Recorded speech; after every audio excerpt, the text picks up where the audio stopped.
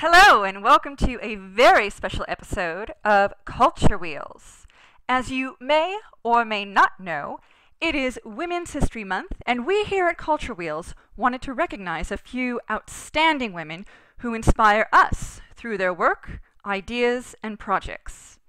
Now, since most of you probably, I'm guessing, don't have 90 hours to watch a video, we've selected a tiny handful from the dozens of remarkable women currently working in the cultural sector. All right, let's get this party started. If you're working in the cultural sector, then Claudia Brose is a good person to know. This creative cultural manager originally started out in advertising, working the corporate grind for several years before she decided enough was enough and left a well-established career behind to pursue a lifelong love for world cultures and heritage. Yay! Almost entirely self-taught in cultural management, a fantastic feat in itself, Claudia used her incomparable marketing and networking experience to establish key contacts and resources in the cultural sector, securing access to information, industry trends and developments, and projects. Within a few short years, this astounding lady ended up serving on the boards of Saving Antiquities for Everyone, or SAFE, the Society for Asian Art, and the Association for the Protection of Afghan Archaeology. She's also carried out on-site research in Cambodia for the nonprofit Friends of Khmer Culture, co-founded a cultural heritage management company, and served as project manager for the Asfalto Photography Academy in Germany.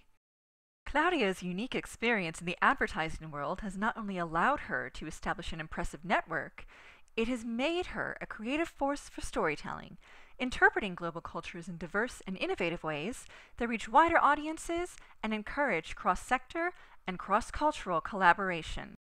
A marketing guru and visionary storyteller, Claudia Brose is bringing the cultural sector into the mainstream in ways that are meaningful for all.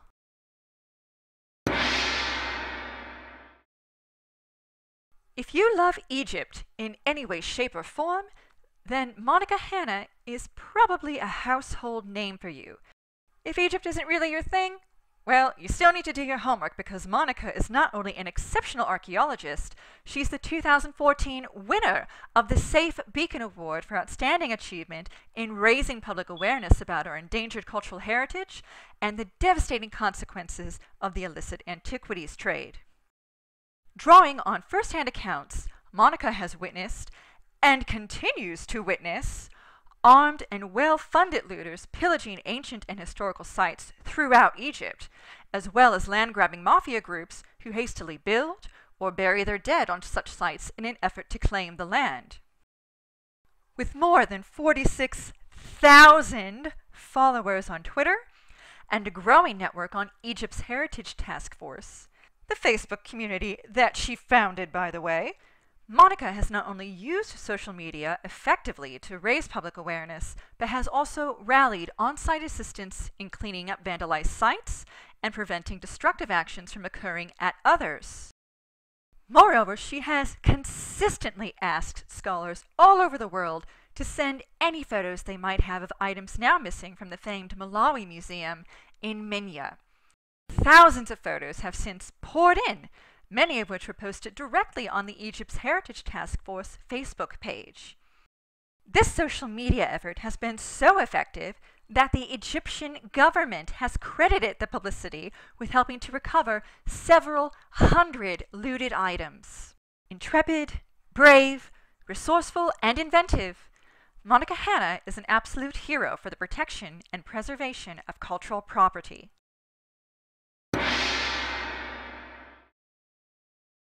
Sada Mire is simply incredible. She's currently the only active archaeologist working in Somaliland in the northwest region of Somalia, where she became the director of antiquities when she was only 30 years old. She has been mapping and recording dozens of sites ever since, ranging from rock art to medieval Islamic towns to pre-Islamic Christian burial sites. Originally from the Somali capital of Mogadishu, Sada and her family fled the country at the start of the Civil War when she was just 14 years old. She and her twin sister were eventually granted asylum in Sweden, and as Sada learned about her new home, she also became acutely aware of the lack of historical knowledge of Africa, and unearthing the history of her homeland became her life's goal. Working under incredibly difficult conditions, including looting, uncontrolled development, and the lack of written records and basic resources and infrastructure, Sada remains motivated to share the history of her homeland, co-founding Somaliland's Department of Tourism and Archaeology and establishing the nonprofit Horn Heritage to fund further research and education. As if this all weren't amazing enough, she's worked with the United Nations Development Program, examining cultural heritage as a basis for a collaborative approach to development in Africa. But if that still doesn't impress you, then perhaps her insightful presentation for global conference giant TED will. Relentless and inspiring, Sada Mire is leading the way for cultural development in the Horn of Africa.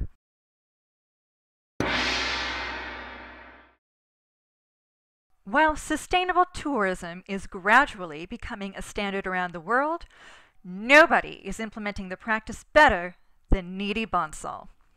Starting out in hospitality and working with industry titans like Marriott Hotels, the Oberoi Group, and Genpact, Nidhi embarked on an entrepreneurial journey to co-found India's City Walks, a Delhi-based travel company offering themed experiences through walking itineraries.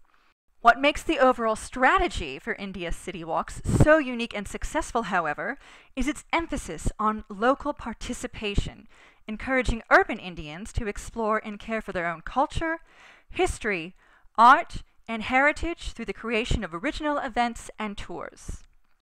At only 35 years of age, Nidhi has grown India's City Walks exponentially, with offices now operating in Delhi, Jaipur, Agra, Chandigarh, and Aurangabad. She remains one of the youngest women working in India's tourism industry, inspiring other young Indian women to venture into the workforce and into the cultural sector. Nowadays, alongside her equally fabulous husband Sachin, Nidhi is preparing to launch a non-profit branch of India's City Walks. This new social platform will use media and live events to engage young Indians as active members in their communities and caretakers of their cultural heritage, using culture and tourism to not only preserve Indian heritage, but also address extremely relevant social issues such as urban renewal and gender equality at the national level. For realizing the true potential of sustainable tourism, Nidhi Bansal is a force for positive social change and development.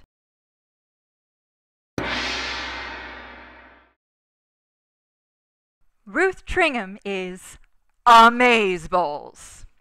Working in archaeology for over 50 years, this creative and innovative pioneer has always found new ways to develop and transform the industry.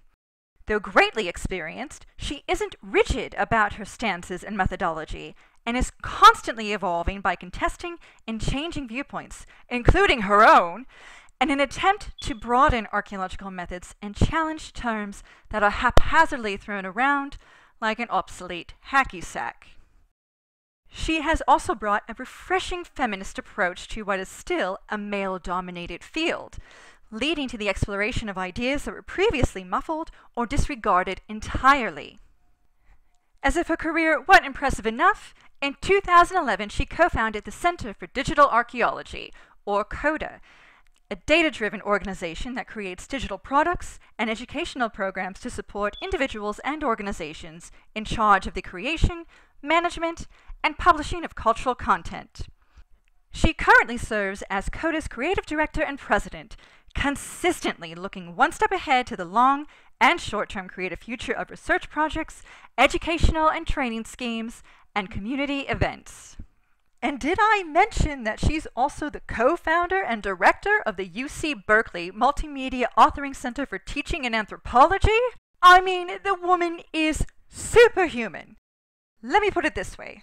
If Captain America and Indiana Jones had a baby, that baby would be Ruth Tringham. For utilizing the full potential of digital and multimedia technology, Ruth Tringham is a true leader of digital education, media literacy, and digital presentation in archaeology. And that completes our list of 5 amazing women working in the cultural sector. A few other incredible ladies who are doing incredible things that you should definitely check out include industrial archaeologist Hilary Orange, Egyptologist and advanced digital imaging specialist Catherine Biquette, and psychologist turned Cultural Heritage Center founder Mervat Nasser. You can find links below to learn more about each of our featured ladies and their work. But I want to know, which women in the cultural sector inspire you and why? Write in the comments below and let us know who else we should be tipping our hats to. That's it for me, but you'll be able to watch another exciting episode from Culture Wheel soon enough. Till then, thanks for watching and keep that cultural sector in motion.